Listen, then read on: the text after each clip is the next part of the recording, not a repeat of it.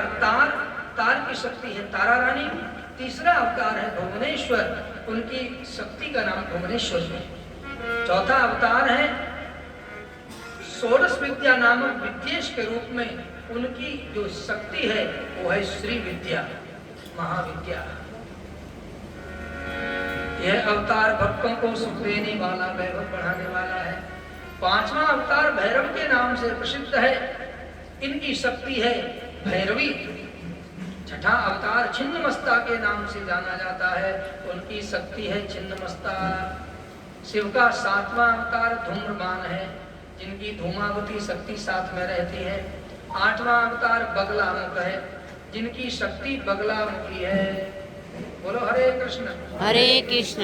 तो ये क्या बता रहे हैं? सूत जी ये बता रहे हैं कि जो 10 महाविद्या है, उस 10 महाविद्या के पति भी भगवान शंकर ही हैं। 10 रूपों में भगवान शिव ही भास रहे हैं। वो जो दिखती है देवी माँ, वो देवी माँ के मूल रूप में भगवान शिव ही हैं। वो जो दिखती है वो उन शिव की शक्ति है। छिन्नमस्ता, बगलामुखी, भुवनेश्वरी, ये सब उनकी शक्तियां हैं। और 9वां अवतार मातंग के नाम से विख्यात है, उनकी शक्ति मातंगी है। और 10वें अवतार कमल नाम वाला है, जो मोक्ष देने वाला है, उनकी शक्ति पार्वती नाम की कमला है। कमला है।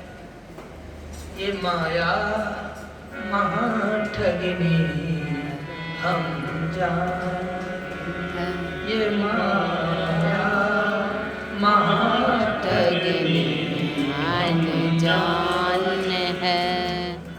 विष्णु के घर कमला हुए बैठी, विष्णु के घर कमला हुए बैठी, और भव के भवन भवानी, भव के भवन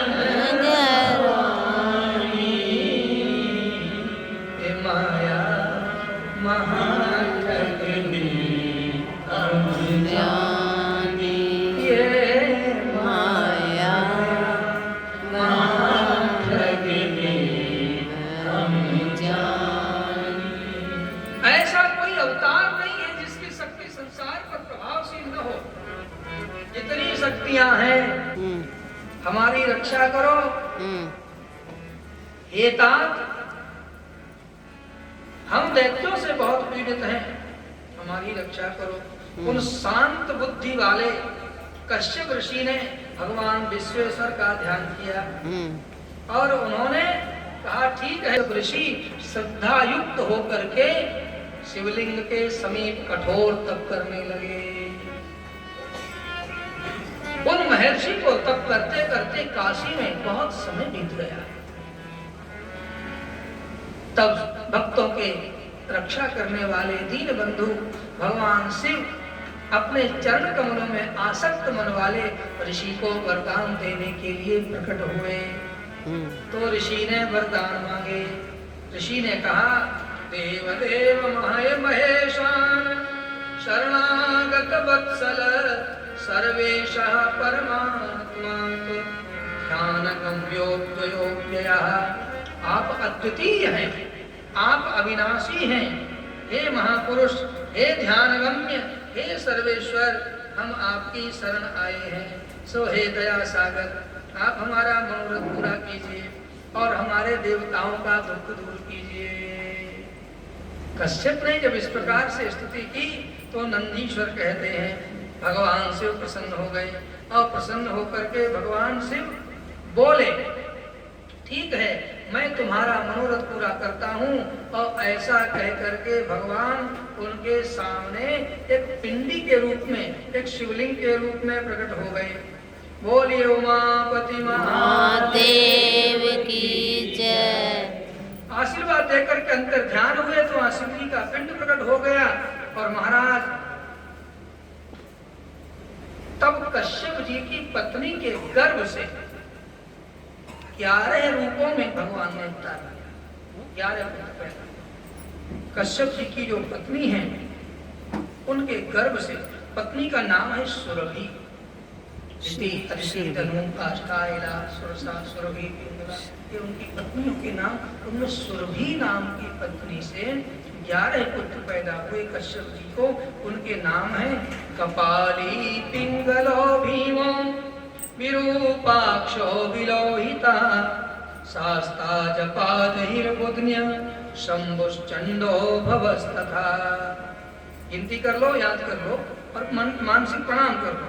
काशी में तपस्या करने से 11 रुद्र का जन्म हुआ।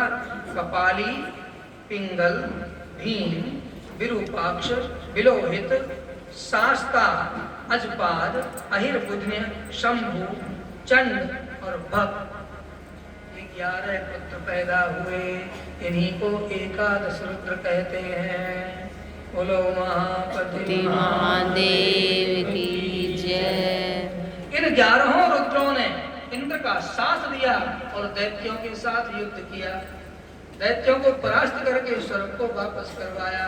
बोलो गौरी शंकर महादेव की जय। अत्रि जी ने एक बार तपस्या की विंध्याचल पर्वत पर, तो अत्रि की तपस्या से प्रसन्न होकर के उन्होंने 3 वरदान मांगे। कहा आप हमारे घर में त्रिपुत्र होकर के आइए। भगवान ने कहा ठीक है। तो भगवान उनके यहाँ दत्तात्रेय बन करके आए और दुर्वासा बन करके आए। दुर्वासा भी भगवान शिव के ही क्रोध की अवतार, क्रोध अवतार। एक बार चले गए वो दशरथ जी के यहाँ। राम जी से जब उन्होंने परीक्षा ली, बड़ी कठिन परीक्षा ली।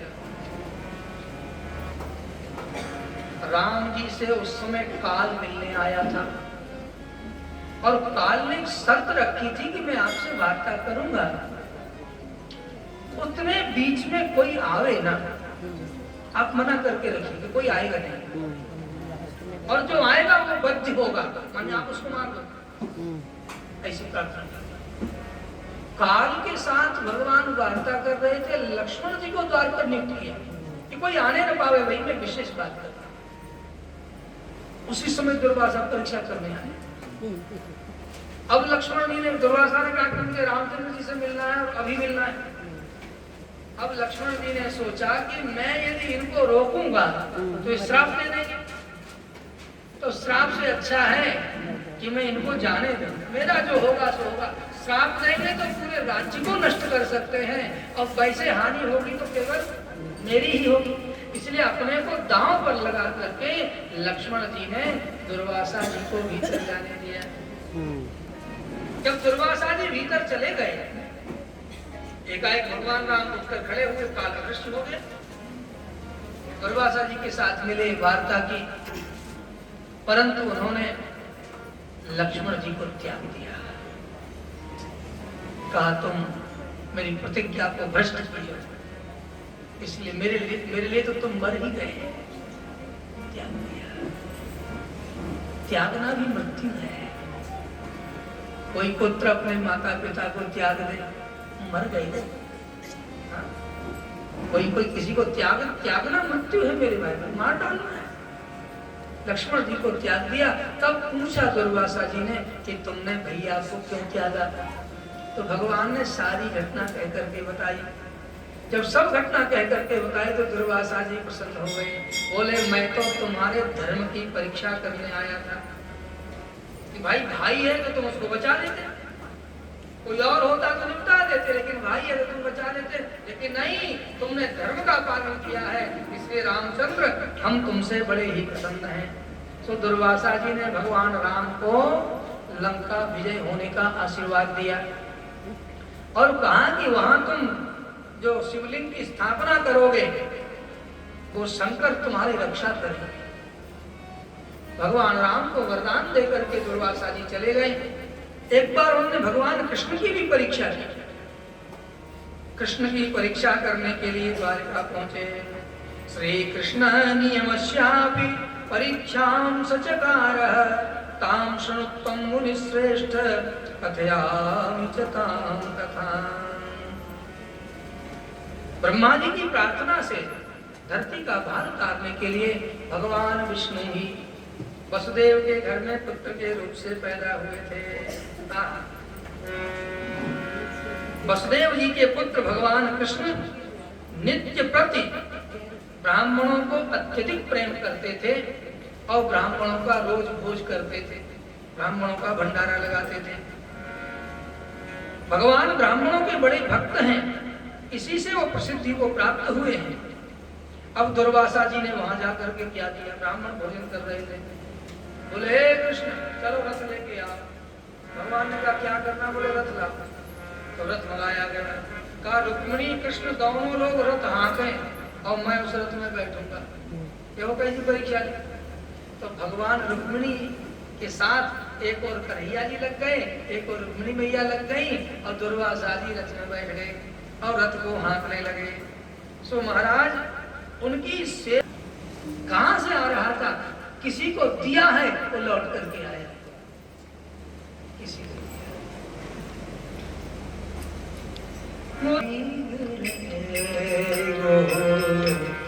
जाएगी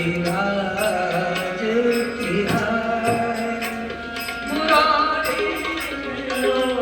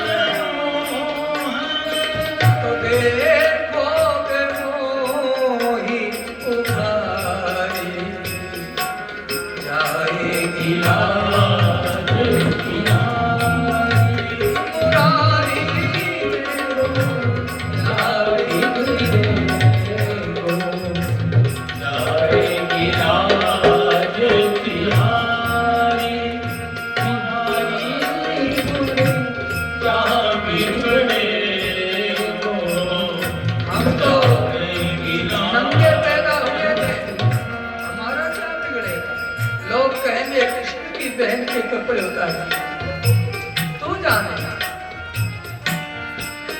देर की तो तेरी बहन उगारी हो और कपड़े कम ही नहीं होते। भरी सभा में दुशासन साड़ी खींच रहा था, आकाश से इतनी साड़ी उतर रही थी, परेशान था, ढेर लग गया, पसीना हो गया, बेहोश हो गया, कपड़ा कम नहीं हुआ। कहां से आया? जाएगी राज तिहारी, जाएगी राज तिहारी, जाएगी राज तिहारी।